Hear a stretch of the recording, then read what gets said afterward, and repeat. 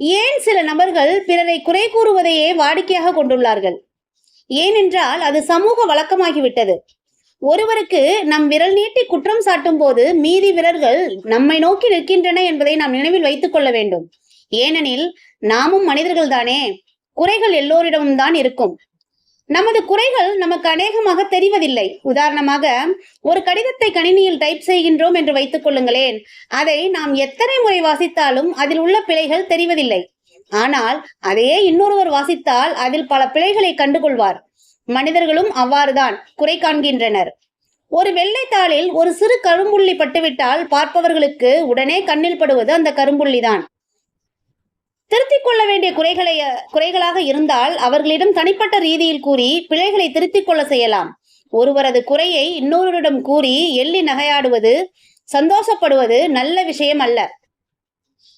எதற்கெடுத்தாலும் குறை கண்டு கொண்டிருப்பதும் நல்ல விஷயம் அல்ல. அது உறவுகளையும் நட்பையும் முறித்துவிடக்கூடும்.